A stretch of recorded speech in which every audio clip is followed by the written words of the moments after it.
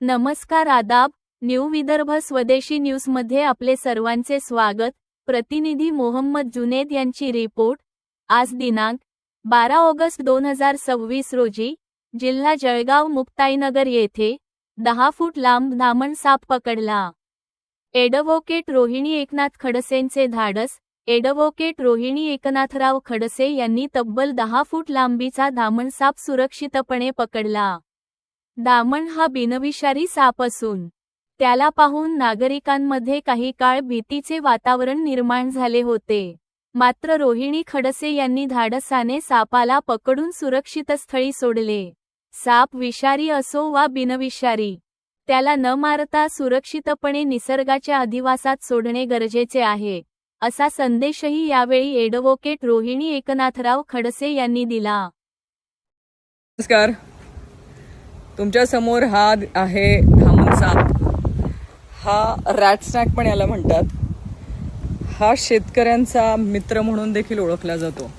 आपण बऱ्याच ठिकाणी बघतो की या दिवसांमध्ये सापामुळे अनेक लोकांचा सर्पदंशामुळे मृत्यू होतो. पण हा जो आहे याला शेतकऱ्यांचा मित्र देखील म्हणतात, कारण हा शेतीमधले उंदीर असतील, घूस असतील किंवा आपण या जिथे जिथे जे जे काय नाश करू शकतात किंवा नासाडी करतात शेतातल्या पिकांचं, त्या सगळ्या गोष्टी खाण्याचं हे काम करतं आणि यांना त्यासाठी ह्या सापाला सर्पमित्र देखील म्हणतात. हा बिनविषारी साप आहे. हा खरं ॲक्च्युली शेतकऱ्यांना खूप मोलाचा आहे, म्हणजे त्यांच्या शेतीचं नुकसान होण्यापासून वाचवतो. पण लोकांना गैरसमज, सापाबाबतीतली असलेली भीती, त्यामुळे ह्या सापाचं माहिती नसल्यामुळे हे अशी साप मारल्या जातात. आणि आज ह्या प्रजाती बऱ्यापैकी संकटात आलेल्या आहेत. पण आपल्याला सगळ्यांना माहिती हवं की साप हे काही सगळेच विषारी असतात असं नाही. सापामध्ये वेगवेगळ्या प्रकारचे साप आहेत. आता तुम्ही याला बघू शकतात की हा तोंडाजवळ निमुळता आहे. ह्याची मध्ये बॉडी ही जाड आहे आणि परत हा निमुळता होत जातो. ही या सापाला ओळखण्याची एक पद्धत आहे. हा खालच्या बाजूने पिवळा असतो आणि तोंडाजवळ निमुळता, आणि याची लांबी ही 5 ते 6 फूट किंवा 10 फुटापर्यंतही हा वाढू शकतो. म्हणजे हा असेल आता हा साप हा 10 फुटापर्यंतचा साप आहे.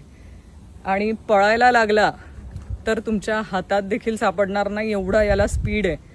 पण सगळ्या शेतकरी बांधवांचा मित्र असलेला हा साप तुम्हालाही कुठे दिसला तर कृपा करून मारू नका. विषारी नाही. त्यामुळे साप हा आपला मित्र आहे आणि त्याला जे विषारी साप आहे आणि जे बिनविषारी साप आहे ह्याच्यामधली ओळख आपण केलीच गेली पाहिजे. त्यासाठी हा साप आपल्या सगळ्यांसाठी समोर मी दाखवते. पहिले बघा, इथे निमुळता, नंतर जाड होत गेलाय आणि परत निमुळता. त्याचे शरीर पण बघा किती सुंदर आहे. फील करायला पण मऊ दिसतोय आणि खालच्या बाजूला पिवळा.